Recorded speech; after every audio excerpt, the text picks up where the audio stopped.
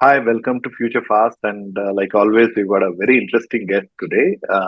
Many of you from Bangalore or in business in India would be familiar with Balaji.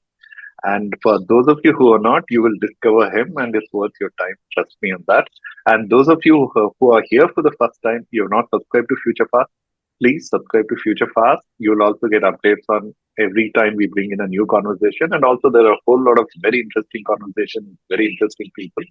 So I'm sure you will enjoy it. And with this, welcome to Balaji. Balaji is the founder of Liberated Enterprise. It's perhaps the shortest introduction to him. And the longer part, we will hear it from him. Balaji, once again, thank you so much for agreeing to come to Future Fast. And welcome to Future Fast once again. Thank you, Nanjenda. It's a pleasure being here and sharing my thoughts and experiences. Hopefully, it's useful for others as well. Well, I think it will be. Well, Balaji is also is a very welcome speaker. He's invited across different forums. So that is how he would be mostly known in the business community across Bangalore and India. So that's where the introduction part. But for those of you who are not familiar, you will hear Balaji. Let's start with your journey. Where do you want to start from? So I think I'll start very, very early. The reason being, you and your listeners might be able to understand the essence and maybe what I'm really about and what am I doing now. Yes, that surely will help. Yeah. So I think my work really is about, how do we make work a pleasure, a joy for entrepreneurs as well as people at work, right? Work should be something that they totally enjoy. So that's my concept. And that's what I try to do through Liberated Enterprise Creators. So obviously for all of us, our first encounter with work is actually school, isn't it? So, and for me, when I was a kid, I just didn't like it. Okay, I just didn't like it. And I was very, very bad in terms of academics and so on. My marks, people would look at my report card and feel good about their own marks. I was in the bottom of the class. Okay, so that's how bad I was in academics. And so going to school was, why am I going to school? What is this? And, I really don't want to be there. And I think my parents tried all kinds of things to get me to do better in academics, mentoring, tuitions, counseling, all of that. Nothing really helped. And school was really help for me. I think the bottommost part was when I think my dad had just given up. What shall we do? So maybe we should use a little threat, right? And so one day I remember we were living in Dhanbad. I was coming back home after playing with my friends, and I saw my dad sitting in the veranda, and he had my report card with him, right? And so I approached him, and I think he had really kind of had wondering what to do. So he just made a threat. So, Balaji, look at these marks. It has to improve. If it doesn't, then there was a small pin over there. So he picked up the pin and said, if you don't, then I'm going to prick your finger with this pin. An empty threat, but a threat. But I was shaken, right? A kid like that. The prick never happened. Neither did my marks improve. How old were you then? What class were you in? I think it was in the 5th grade or something like that. Okay. And but I remember some of that. That feeling was, I just don't know what to do. This is hell. Okay, so that was a kind of feeling, a trapped feeling. I use the word trapped nowadays to describe that feeling. But then we changed schools, changed cities, and something interesting happened. I'd gone to watch a movie with my parents, and I was coming out walking towards the car, and I heard one of my teachers call up my name, right? And you can imagine a situation, a student who's like how I was. And then I didn't have an option. So I had to go towards the teacher with my parents behind me. And I was bracing myself that one more set of lectures will happen, right? Balaji, you need to study smart, you need to work hard, you need to do well in academics. All of those things will happen. So I was bracing myself for that. And my teacher said, Balaji, you've done well in your history test.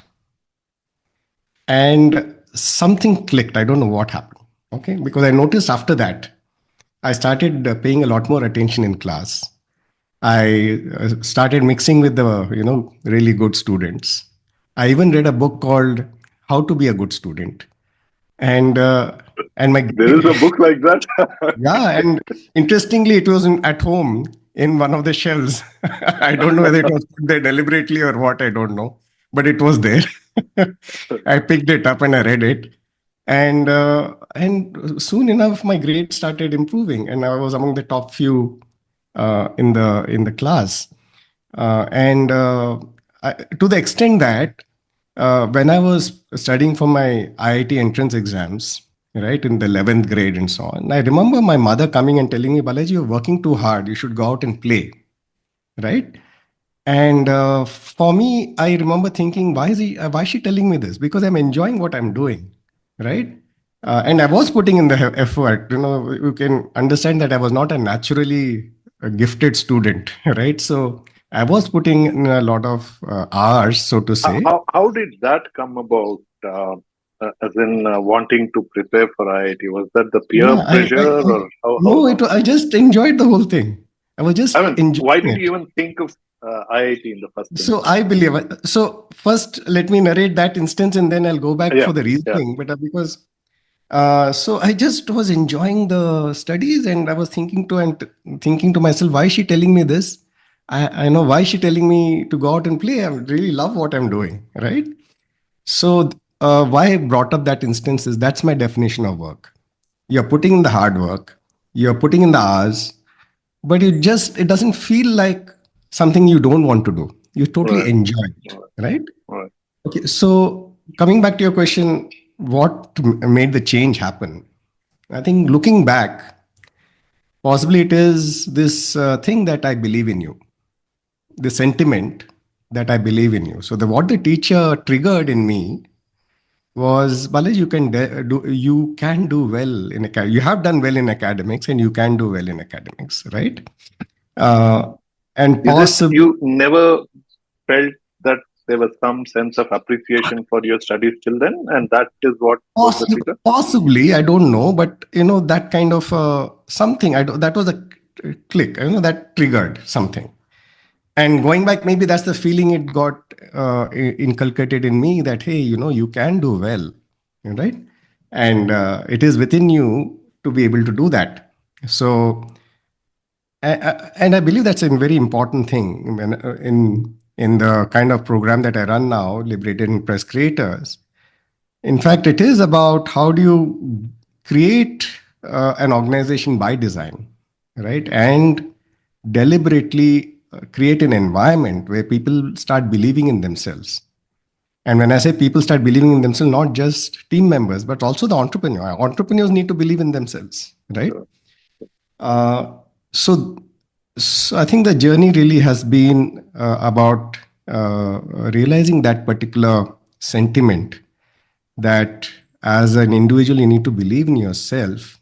It doesn't mean that you don't learn new things or you don't need support or help from others. You do need in that journey, but fundamentally you need to believe in yourself. uh, Right. so I think that was what got triggered in that conversation encounter with my teacher. uh, and later on, interesting. So I got into IIT and IIT Madras. Then somehow got fascinated with management, economics, and all of that. So I studied for. I mean, I got into IIM Bangalore, and uh, Uh, and Sorry, just a step back now. I mean, it was not really engineering that fascinated you. It was just about okay, going to so the institute. What was that? yeah, so I loved science and maths, physics and maths, not chemistry. Okay, so interestingly, I became a chemical engineer. That's a different matter. Okay. I Yeah. just enjoyed physics and maths. It was really a fun. Okay. And why did you opt for chemical engineering then? Oh, that was peer pressure. You see, because because in those days, I mean, typically, okay, based on your rank, you get into the best institute, and you get selected based on your rank, Yeah. right? Right. Nothing to do with your aptitude.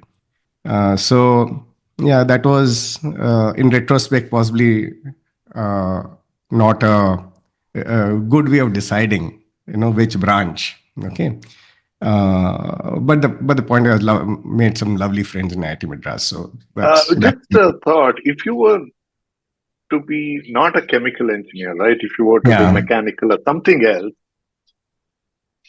would I you be should still have. doing what you're doing now? I should have no. Maybe not. I can't speculate on that. But I would have picked architecture. Okay, so Architecture. yes, Okay. in fact, I was very serious about it. But interestingly, the options for architecture in IITs, it was not, Yeah. not in the top IITs. So that's how it got ruled out in my mind. So maybe if I And was an why auto, architecture? because I have that, I think, spatial thinking, love art. I used Oh, to those from your days. childhood, you always wanted Yeah, to. I was fairly good at drawing and arts and so on and so forth. Of course, I've not painted anything since a long time. Is it about art or is it about creating?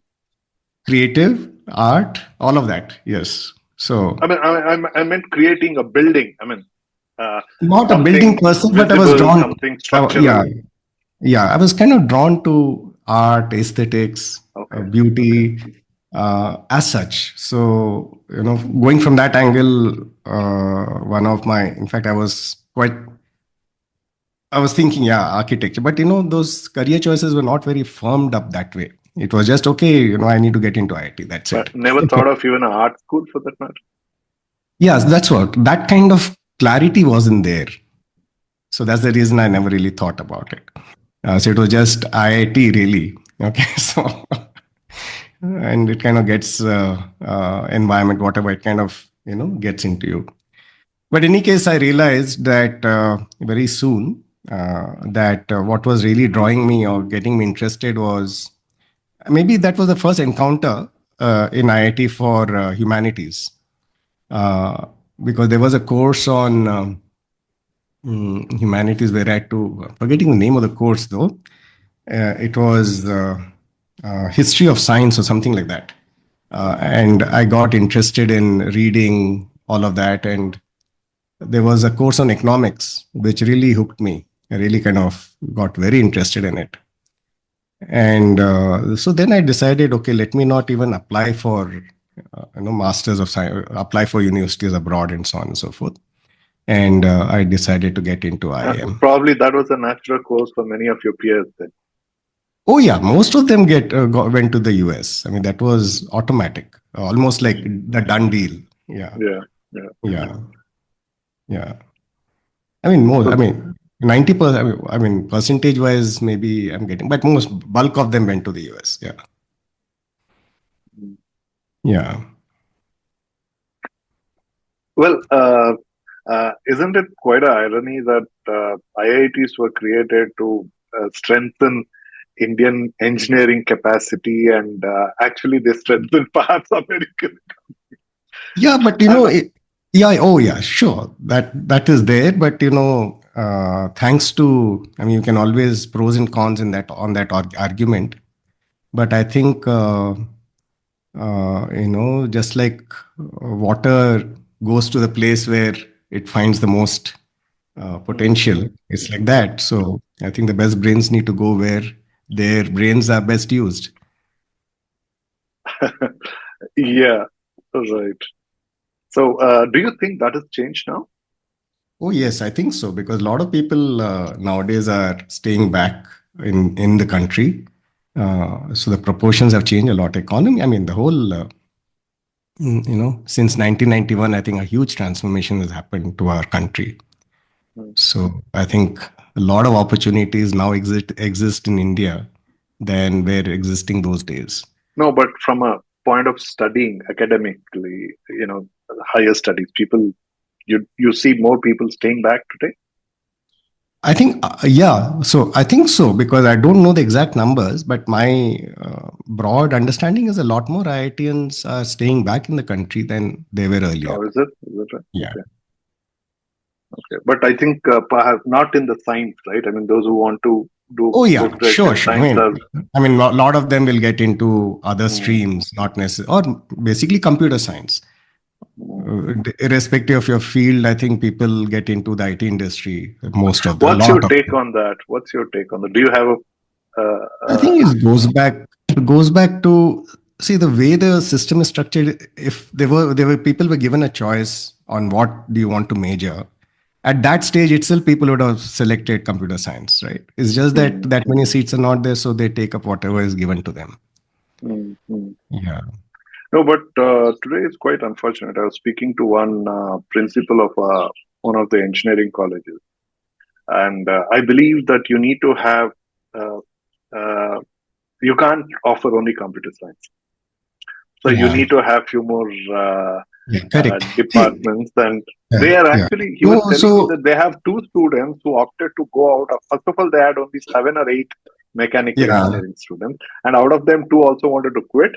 So these guys are continuing them without taking fees for them because they just need some numbers. Yeah, I know. I mean, it's a very unfortunate state, Yeah. right? See, yeah. I think it's very unfortunate. And I think it goes back to what I share in Liberated Enterprise Creators that, see, ideally, the education system should be designed in a way that people are learning what they really believe they need today and what's important for them today rather than, I'm creating so many chemical engineers, I'm creating so many mechanical engineers, and so on.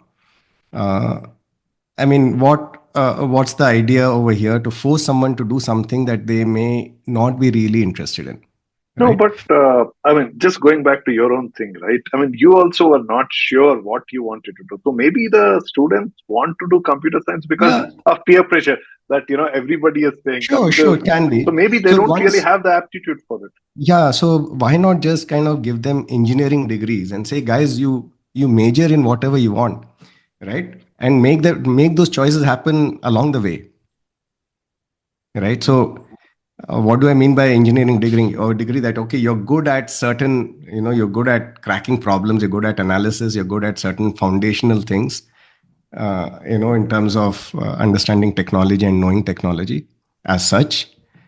But depending on what you need or what you're really interested in, pick up those courses and learn it and apply it. I mean, I'm just saying there could Okay. be a better model over here. So, okay. So probably I think you're constructing in your mind. So hopefully sometime soon we will have liberated university or something. Yeah. So So, are you so, thinking in those lines as well? coming back to my story, then because then you'll understand Yeah, the yeah. thread. So remember how I was feeling as a kid, fifth grade and so on. So I got into IIT, I got into IIM, and I got selected by to one of the best companies. So I got placed. I got offers from Tata Administrative Service (TAS) as well as the Unilever Group, and I joined the Unilever Group because of peer pressure again. Because Unilever Group was a multinational, they were paying a lot more than the Tatas, and so the peer pressure was, hey, you know what? You need to join an MNC. So I joined the MNC, but and it was a coveted job, right? Joining the Unilever Group was a coveted job. Day one, number one placement kind of a thing. So, but within 3 months, I started feeling what I was feeling in the fifth grade, right? And I kind of reasoned in my mind that I'm feeling this in an organization which is really known for its fantastic HR processes, practices, darling of the stock markets those So days. where were you when it hired for which place, which city? Which place? So I had, so in the Unilever group, I was placed in the Brook Bond. That time the merger was Oh, happening. Bangalore. Bangalore. Yeah, yeah. Okay, But I was all over the country. right.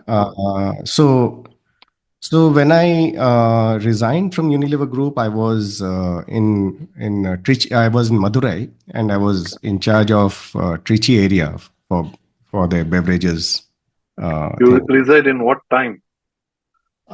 Yeah. So I'll just go back to the feeling, and then come back to what happened. So I was feeling like this, and this feeling of I'm like a cog in the wheel, right? I mean, I like a cog in the wheel. I'm not kind of feeling really, why am I getting up? What am I doing? What am I really contributing over here? And that kind of uneasy feeling was there. Why did that come in? I mean, I understood it much later.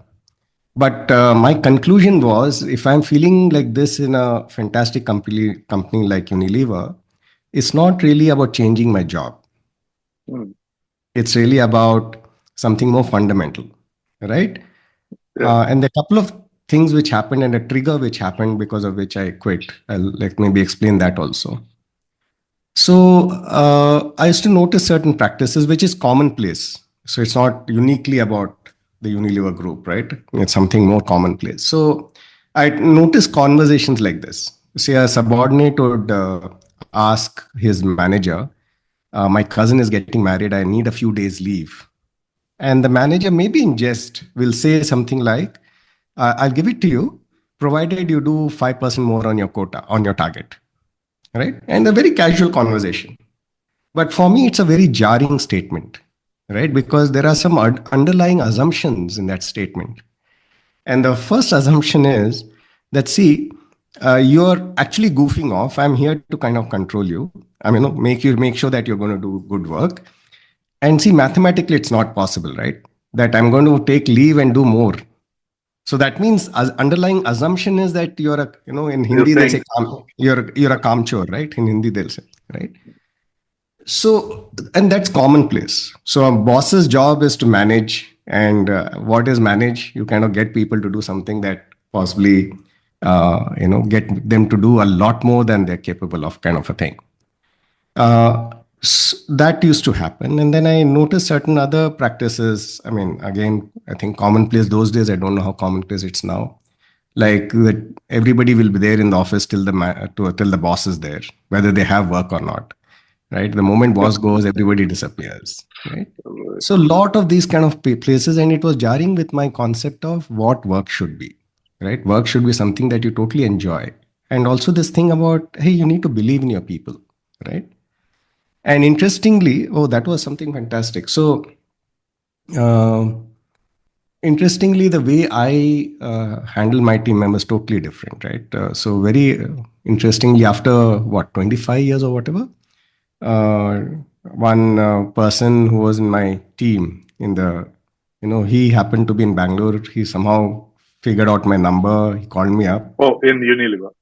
Unilever group, part of Yeah, my team, and he said, yeah. "How are you, etc., etc." And he said, "You are the best manager that I have had in all of these years." Okay. Okay. And what was it about? Why did he say you were the best? Yeah, so I when I said, I was thinking he's just kind of making whatever, making me feel good. I Okay. said, hey, you can't be serious, right? Then he said, no, my colleagues also think so. If you want, you can talk to my colleague also. I in fact, I did that. Okay, I just called him up. How are you? And he said the same thing. Okay, and so what was the difference? He says, other managers, when things are good, they take credit. Okay, when things are bad, they blame us. Okay, and they don't help us with our what's required to be done, right? They don't support us, so they are not in our uh, what shall I say, they're not having our back. Okay, so that's the difference. You were like one of us, you were with us. What was, and he used another word. He said you were a humane manager. Okay, so interesting. Were you, in some sense, mindful of those things when you were No, working I there? think Or? it was, for me, it was natural. It was just, Okay. this is my instinct, right? And possibly, in fact, I remember a couple of my colleagues, managers saying, "Hey, no, Balaji, you need to be more like a boss," right? Uh, so all of these things were going on. So it was not kind of. So I said, okay, this corporate world is not meant for me, right? And then there The was a hierarchical thing, there was demonstrable hierarchy. yeah, exactly. This is not meant for me, and this is one of the best companies. So I think I need to. All this uneasiness was going on in my mind, right? So that's when a trigger happened. My grandfather, who was in Bangalore, and so he passed away. And so the whole family was here, and my grandmother was making a fuss that she doesn't want to move out of Bangalore. And my parents were in Jamshedpur, and my uncles were in the US. I don't want to move out of Bangalore. So something, just on the spur of the moment, I didn't even ask my wife about it. I just, on the spur of the moment, said, "Don't worry, Grandma. So there was a consulting company that my grandpa had created. I mean, he had a private limited company registered. There was no business happening, zero zero turnover, zero business, zero customers. So that entity was there.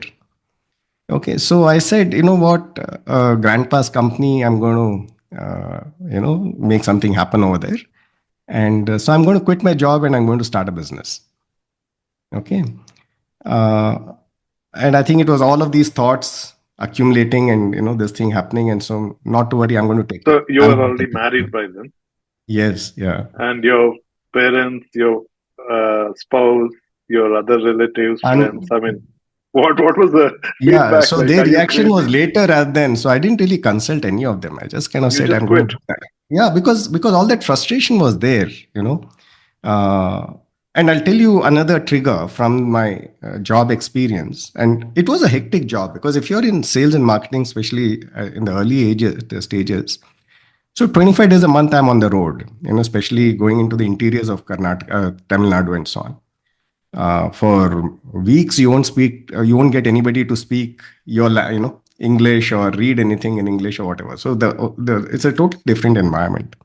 That's perfectly fine when you're kind of learning in the early ages, at early phase of your career.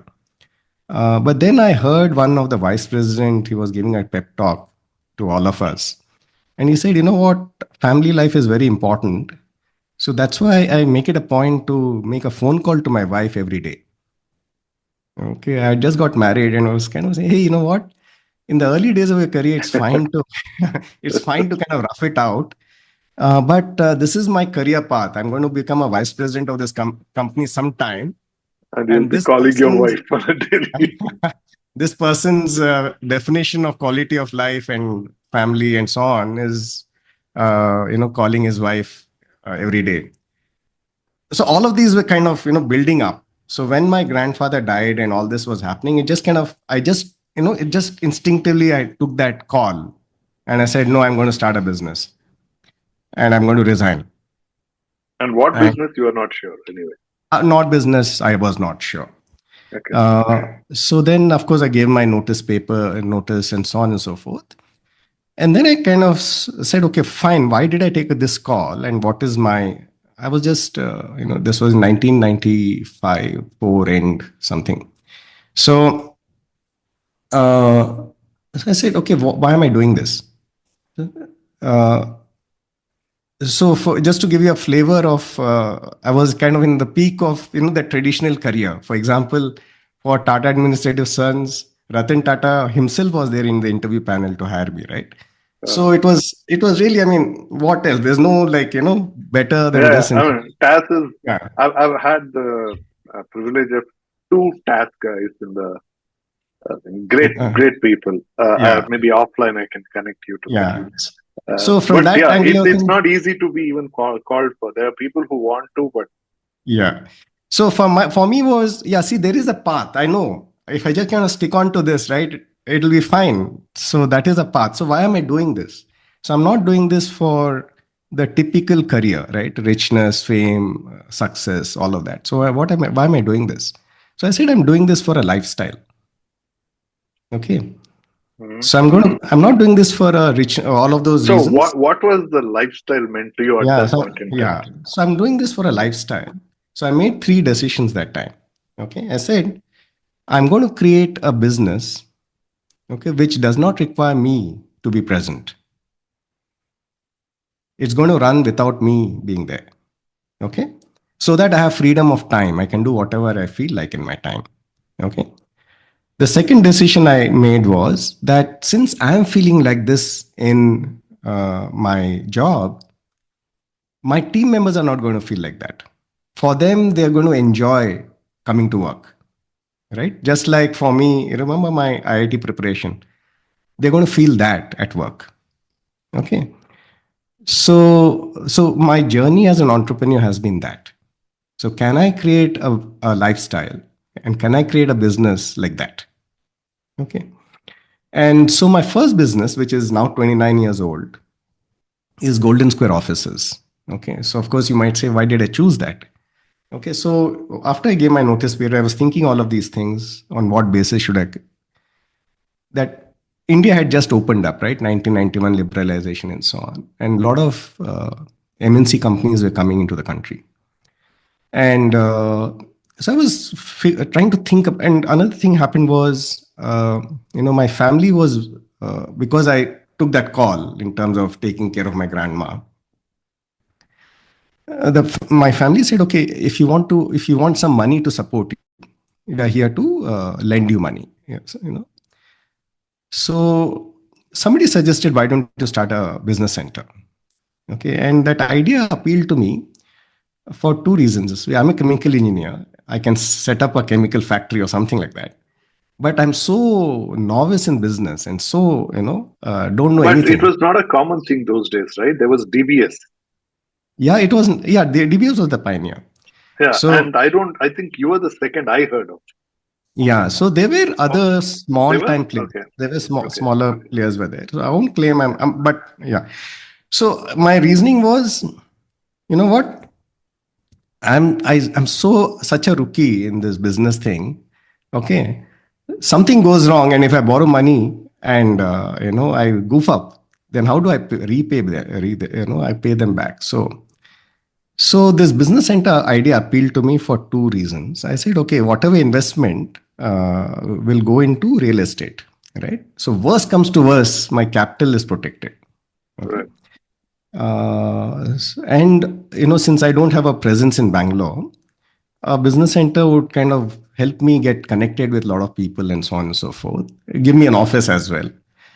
And the business logic was that all of these companies coming into India, they're going to struggle because even getting a telephone line used to be 7, 8 months, right? So why not provide all of these? And there was no internet by the in those days, right? So you need somebody to help you out with documentation, typing, all of that. So all of these facilities under one roof, so they'll find it easy to get started in Bangalore. So that's how that idea appealed to me, and I kind of approached the State Bank of India, took a loan, and I bought this property in Vittal Malya Road. And of course, that's another story. Some other time, some other portion in this today, we can Okay, talk about networking. Yeah, okay. because that loan got delayed by 1 year or something like that. Ah, So how did I manage that and all of that? So, but in any case, 1995 December we started Golden Square offices, and we have had the pleasure of being the home for big names of whichever industry opened up. We had a presence in Golden Square for them. For example, Dell Computers, when they started operations in India, they started in our Golden Square Vittal Malya Road branch. APC had their office. Microsoft, not the main office, but they use it for some other interviews and things like that. Airline industry opened up. Kingfisher Airline had their sales office in our mm. place. Insurance industry opened up. HDFC Standard Life started from Golden Square and things like that. I mean, so the whole, so that business requirement we really were able to fulfill. No, Yeah. address was perfect, right? I mean, how did you think of Vittal Malya? Yeah, Yeah, because I needed an address which people coming in would kind of say, yeah, this is, and Vittal Malya Road was the yeah. address in those days. Yeah. So yeah, it worked out well. So of course, it was a huge struggle in the beginning. I didn't realize how. I mean, looking back, I wouldn't have started that business. I think because of but that's what entrepreneurship is about. Entrepreneurship is you're full of hope and excitement, and you just want to channelize that energy into what you're creating. But the key thing was, since I wanted that kind of a lifestyle, I created it in a way that my team could run it without me being there.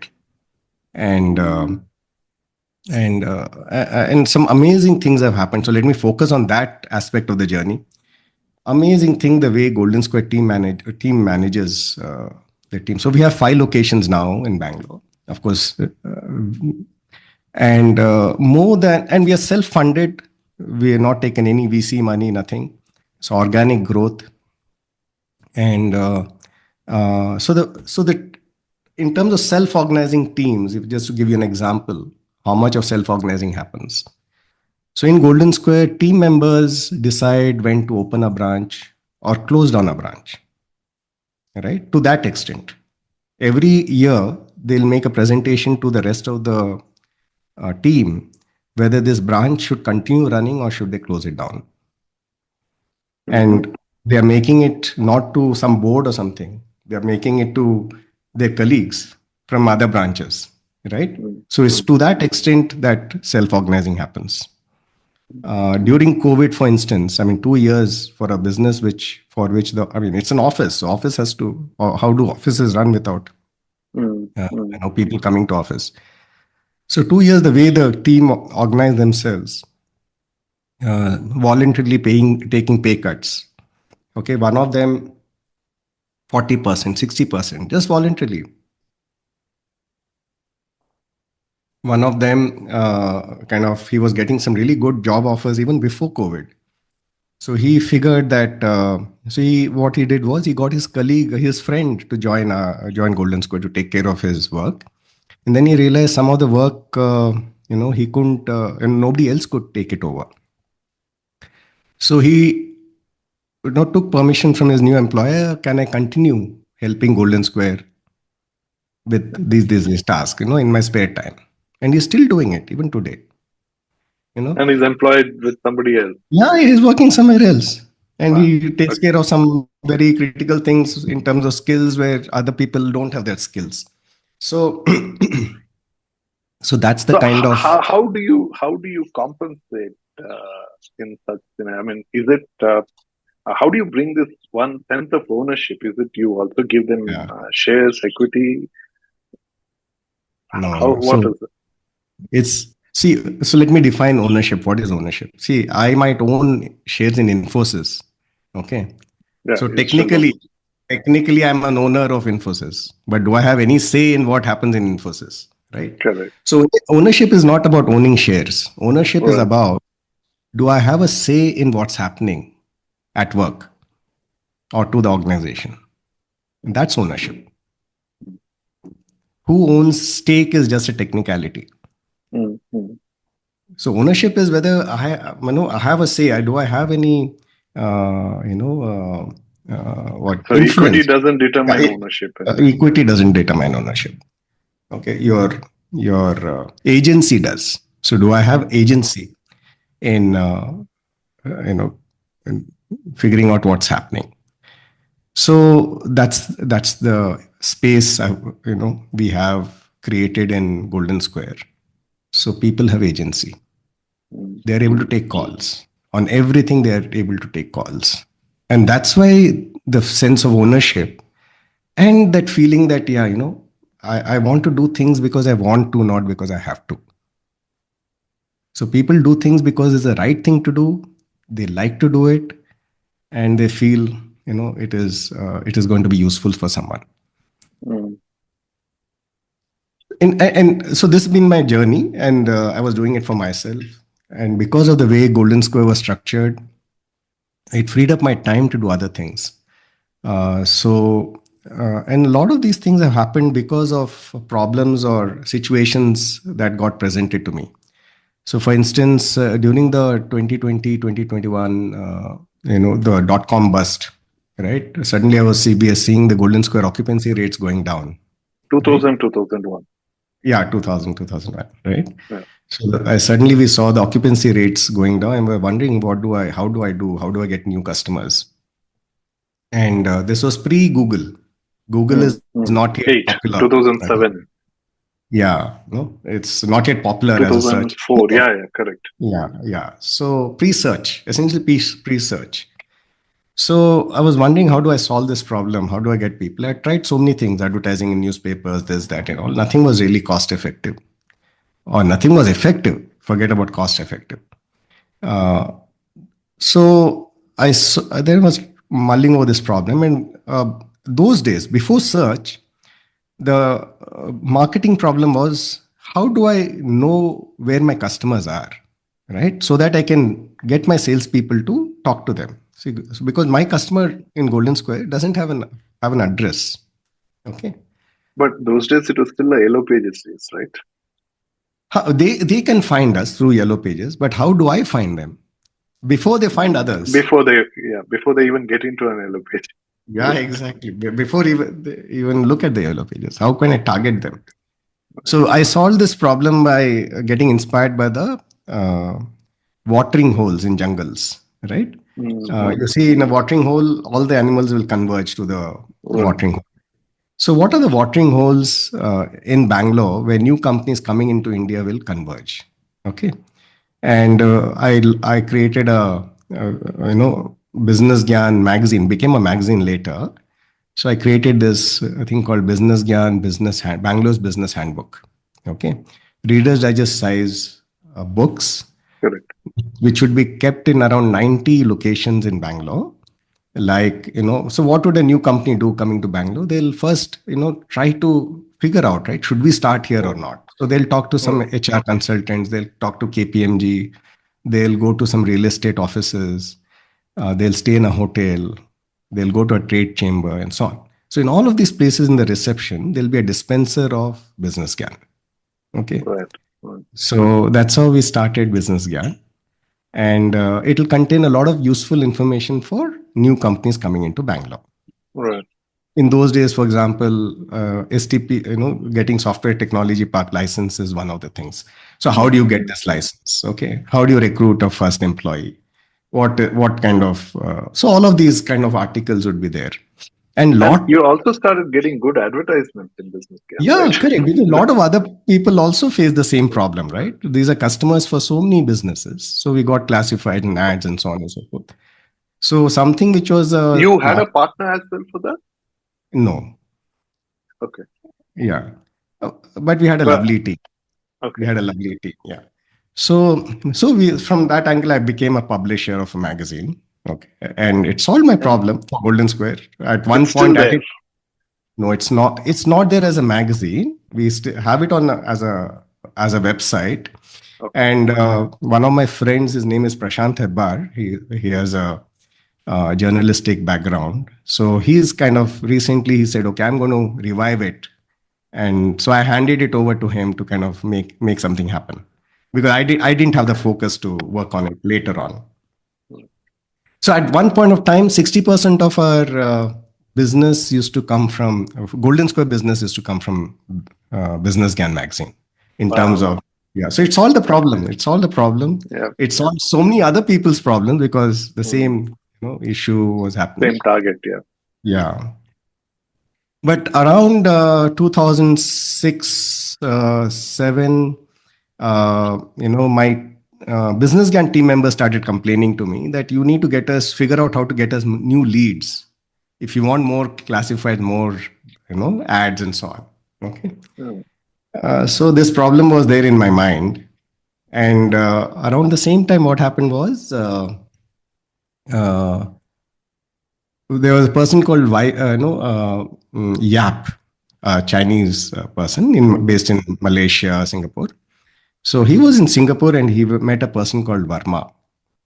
And he was telling him that I want to set up a network called Excel in Bangalore, but I don't know anything about Bangalore. So Varma gave him a copy of Business Gyan, and he said, "This magazine has everything that you need, right?" So Yap came to Bangalore. He met me. He said, I have used this magazine a lot. It's been very useful, and we are doing a launch of this network. So I'd like you to cover this in your magazine, and we will get a free pass to attend the event we are doing for 2 days in so and so five-star hotel. I was very curious. So I said, okay, fine, I'll do that. Let me come. I loved what was going on over there. Really liked it. So I joined that network. And a few months later, Yap called me up and he said, have you heard about BNI? Right? I said, no. And he pestered me and a couple of other Excel members to go and visit Mumbai to see a BNI chapter in action. And he was pestering me so much, I went there. He said, "No, Balaji, you have to start BNI in Bangalore. You are the one who has to start it here." So I went to Bangalore because of his Mumbai, because of his consistent follow up. And I saw BNI there and I was, wow, this is my solution for my team members, back in Business Gyan. Because people are getting up and they're saying, I've got business for you, I got a referral for you, and so on. I was so excited. And so I said, okay, let me start BNI in Bangalore because this is going to solve my problem of my Business Gyan team members. And that's how BNI got started in Bangalore. So I, of course, I partnered with Anantram and Max Srinivasan, who are also Excel members. I didn't know them from before. And that's how an amazing journey for me as an entrepreneur What was started. this Excel network about? Excel network was really about. So Roger Hamilton, the founder of Excel, has developed an amazing tool called Wealth Dynamics. Mm-hmm. And it was about helping entrepreneurs. So the broad summary of that is there are different ways entrepreneurs create wealth. For example, Warren Buffett would create wealth in one style. Bill Gates creates wealth in another style, right? Mm-hmm. So that there are 8 different ways of creating wealth. Mm-hmm. Okay. And so Roger Hamilton came up with a model for that. And it actually, for me, it was an eye opener. I'll give an example what I mean. Because I used to read this, about various entrepreneurs, and I had read those days, Donald Trump had published a book, The Art of the Deal, or something like that. Mm-hmm. Right. So I read that book, and Donald Trump is saying that you should never have lunch alone. You should always be meeting people. You should always be, among people, all of those kind of things. And I was saying, I never meet customers. Okay. I never do all of these things that he's saying he does. So am I really an entrepreneur? Right. So those were the kind of doubts coming to my mind. And then when I attended Roger Hamilton's Well Dynamics session, he kind of presented there are 8 different ways of creating wealth. And my style of creating wealth is that of a mechanic. A mechanic is a person who kind of figures out what's the smartest way to do something, right? People like Henry Ford and so on and so forth, right? So it's more about creating a new system for making something happen. So I said, yeah, and those people don't have to meet clients and all of that, right? In terms of on a day-to-day basis and so on. Okay. So kind of it gave me a huge sense of relief, right? Yeah, there are different ways of creating wealth, and I was fine. I just need to take inspiration from all of these great entrepreneurs, But and not necessarily follow what they do. and follow the entrepreneurs who are closer to my style than people who might be opposite of my style, right? Right. So that was a huge thing for me. So that's how BNI happened. Thanks to Yap pointing us. Why? Because Neeraj Shah, who was the country head for BNI, had also joined Excel in Mumbai, Okay. and he was saying, "I'm looking for somebody to start in Bangalore." So that's how he pushed you to. That's how, yeah. So networking is really something that people should take seriously. In a sense, you should be networking. Just networking, and you never know what kind of opportunities show up, right? So networking and adding value, that's a key thing. Meeting people, adding value in a way that's useful for someone else, and somewhere or the other things just open up. So And that kind of made you BNI Balaji. In fact, that's what you're most famous for a long yes, time, right? exactly, because I ran BNI for 16 years in Bangalore, grew from, of course, from scratch to around 2,700 members, and then it came down a bit before when we handed it over. So it was an amazing journey, purely from the kind of impact we were able to create for entrepreneurs. Right, a lot of entrepreneurs, they just use BNI for their business. 80%, 90%, 70% of their business comes from BNI. So an opportunity where I could impact so many people was just something I really cherish. It just happened. Never intentional. It just happened. Do you want to talk about you just got back into BNI? Oh, no. Okay. So first, why did I hand over BNI? So what was Yeah. happening? And then I'll answer this question also. Uh, so, uh, so you kind of know how I was running Golden Square. So around 2006, yeah, 16, three entrepreneurs, okay, constantly started pestering me. They're all BNI members. Balaji, how do you do it? I see your team members act like entrepreneurs, and you seem to have all this time that you're spending in BNI. And we see that Golden Square is running like this and so on. So you need to tell us because we are always consumed by people related issues in our own organizations. I was just putting it off because I didn't think I had something major to share, right? I was doing it for myself, for my own reason. And if you really want to learn about entrepreneurship, go to Narayan Murthy and something like that, right? Why are you coming to me? There are other people who are really made it huge. So, but one day what happened was one member, her entrepreneur, her name is Shweta Shetty. So we were working very closely in BNI, helping chapters get launched and so on. So she was running a business creating websites. And then she said, Bali, you need to help me out because I'm totally getting consumed by these people related issues. I said, okay, tell me what you're doing.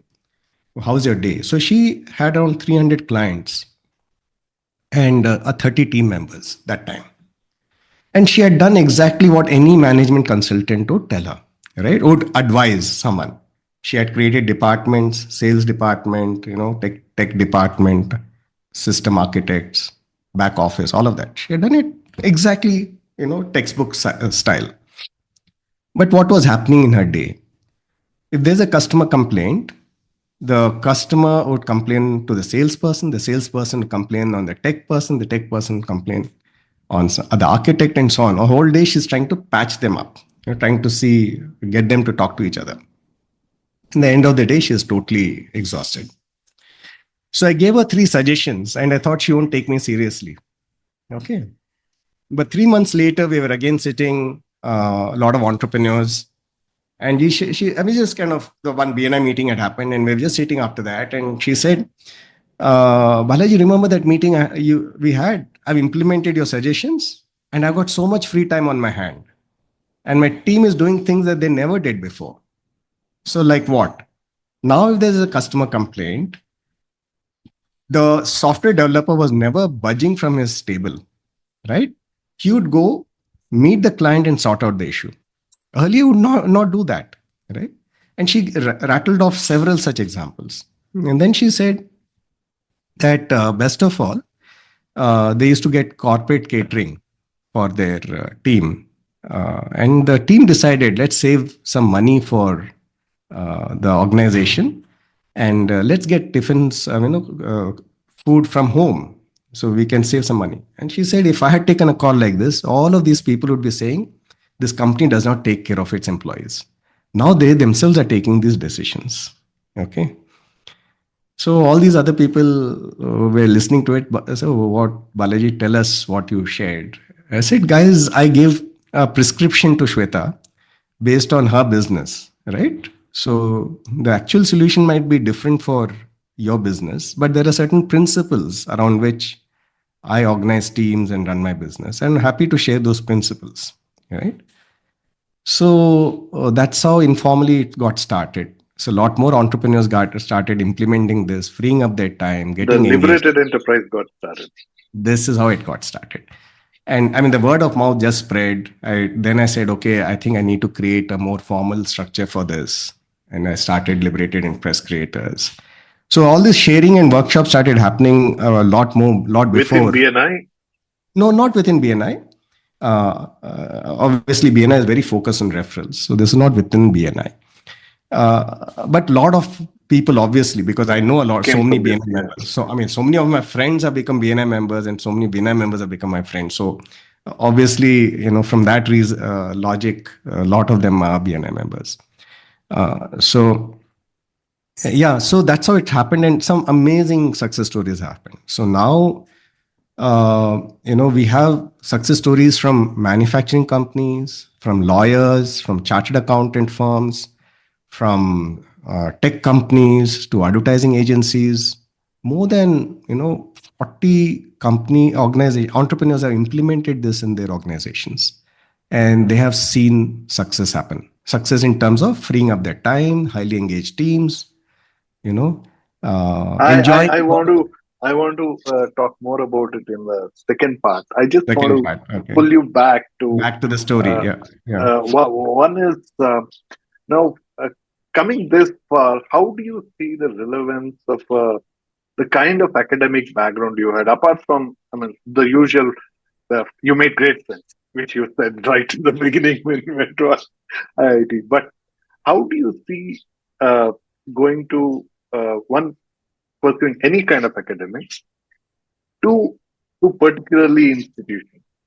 Because people make friends no matter where they go to study, right? Yeah, yeah, yeah, sure. And you said any kind of accounting, especially.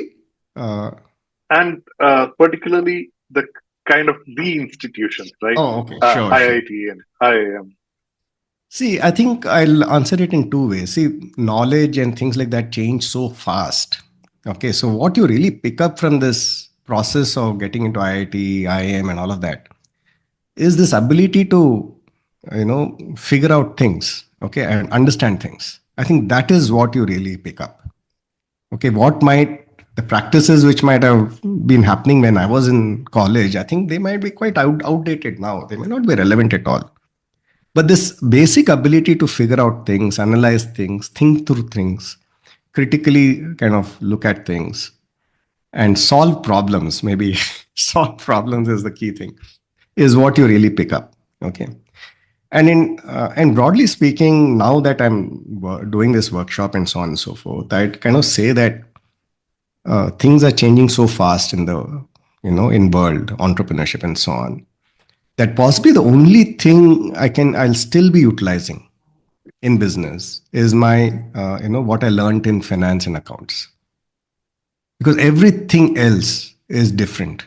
Marketing is Mm. different, the way you manage people is different, right? I'm just looking at the IIM curricula, right? Is what is I is marketing, HR, finance, okay, Yeah, maybe to some extent systems and so on and so on. So the only thing which is still relevant in terms of what we learned is finance and accounting. Everything else, I'd say, hey, relearn it, okay, yeah, yeah, or maybe even forget what you learned. And I'm yeah. not sure. Yeah, I don't know what's happening today in IIM, but things are so different. Yeah, so I think going back, this ability to learn, analyze, think through things, solve problems, that is the ability that you get. Yeah, how do you see now quite a few large corporations, right? Like Microsoft to Google to Meta, Apple. So there was an article some time ago, I think sometime last year, 23, I think I came across, or 22, I don't know, where there's nearly up to 20% of their hires are have not even not no more graduates, right? Yeah, So I mean, it doesn't matter, but of course, those companies are very strictly looking for particular institutions in India. But uh, yeah. uh, so, how do you see one? How do you see that? And do you see that changing in India as well? I guess so. See, because I remember one interview of Narayan Murthy, and he was talking what kind of people do they hire long time back, and I remember learnability Hmm. was the quality they were looking for. So it's not about what you learned; it's your ability to learn. To learn, right, right. Okay. So if you kind of look at it from that lens, essentially when you're hiring, what you're looking for is maybe an attitude which fits in with your organization's purpose and where you're going. And the second thing is, maybe IQ and this ability to learn. That's a very nice thing, but at the same time, don't you see most people are always replacing a position, rather than actually getting somebody who can do something better? Yeah, and that needs to change.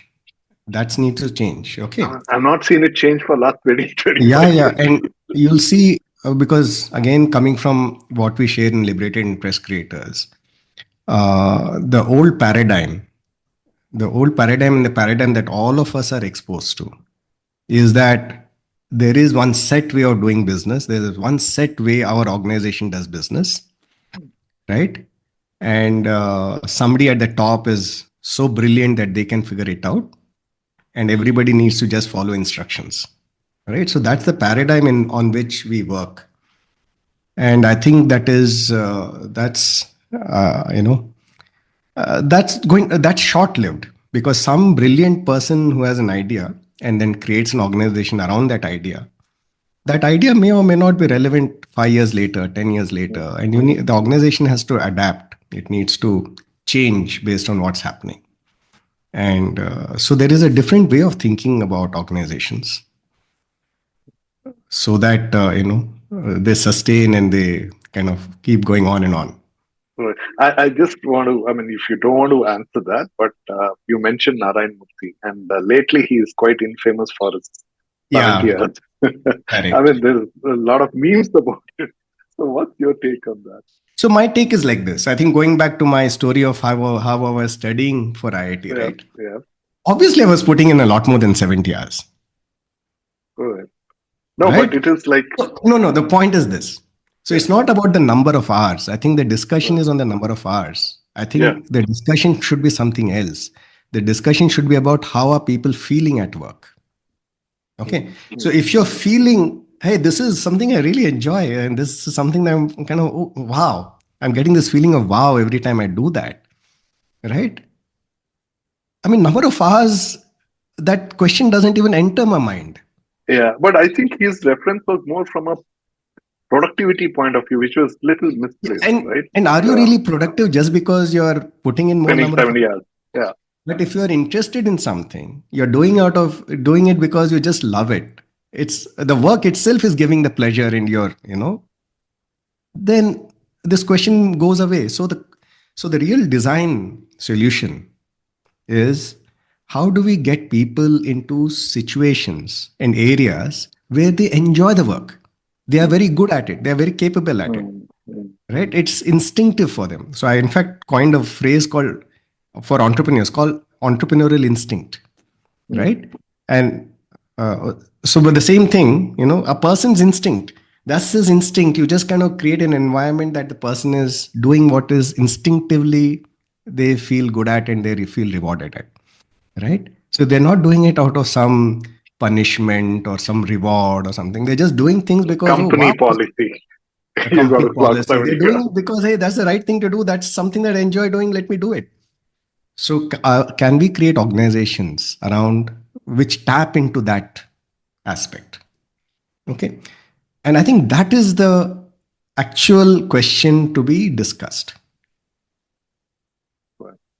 Well, with that, I would like to, before we conclude the first part of the conversation, I just want to quickly get you to share who or what inspires you on a day to day basis. Are there people? Are there books? What is it that uh, inspires you? What is it that you follow? Even if you follow any podcast, if you can share. Sure. So, I think by instinct, I'm a, what shall I value liberty, right?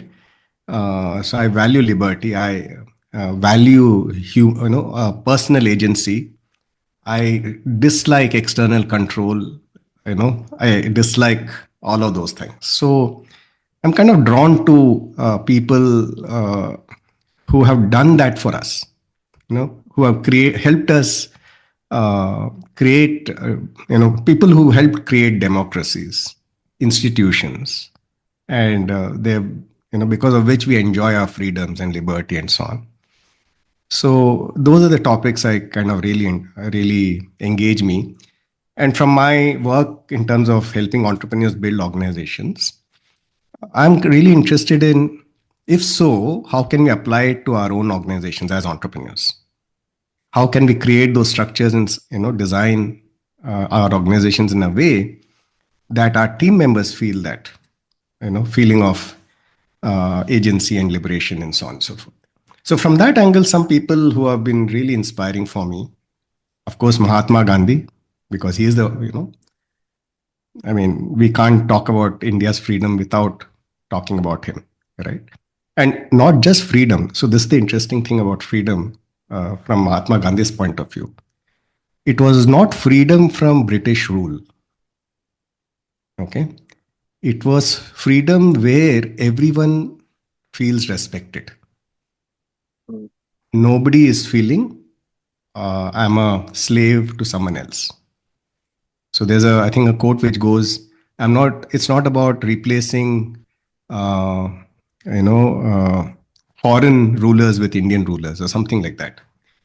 Or not replacing white sahabs with brown sahabs, yeah, right? Swaraj, concept of Swaraj. Swaraj, yeah, exactly. Okay. So that's the concept. So it was freedom from feeling, that feeling of I am being controlled by someone else. Mm, Okay. I think and that's the reason why I believe the Indian freedom struggle is so different from other nations, which was really about getting rid of foreign rule. It was not really getting freedom in that sense that everyone is feeling this, right? mm, Sense of mm, freedom. So for me, he's really an inspiration from that angle, because he was in no hurry to get freedom where it's about getting rid of the British. It was really about, are we really free? Are we really getting freedom? So that was his quest. Uh, and so he's an inspiration for me, definitely. The other inspiration is JRD Tata and Jamshedji Tata. Again, mm. the kind of institutions in business that they have created. And in terms of So you organization, must have got that new book about Jamshedji Tata. not yet, not Okay. yet. Unfortunately, I was traveling and so on and so forth, but I'm going to get it. Yes, and I, of course, I had the privilege of growing up in Tata, in Jamshedpur, Mm, Tata Steel. So that's the other reason for feeling so close to Tata Group. Um, Yeah, so so these are some of the people and books related to them that I really read about. And the other book which kind of helped me a lot, because all of these things I was doing for my own Golden Square and so on, the way of running organizations and so on, I was kind of feeling a little alone. Is it I'm kind of doing some wacky things over here? So two books which really inspire, kind of say, "Hey, Balaji, you're fine. I mean, you're on the right track." Was one was you know Ricardo Semler's Maverick, Maverick. right? That was possibly the first book I read where Semtech, right? Semtel, something. His company's name. Semco, Semco. Semco. So that was one of the first books which kind of gave me a lot of confidence that I was on the right path, right?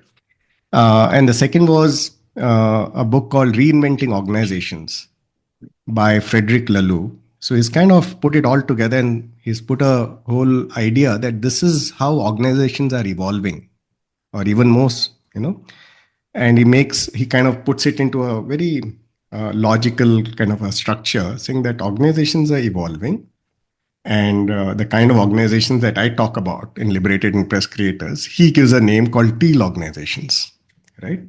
Where you don't have bosses, you don't have a hierarchy, you have self-organizing teams, and there are so many examples of some amazing results happening in organizations which have adopted these kind of practices. Just outstanding results. So yeah, these would be the some of the books I highly recommend. Any podcasts?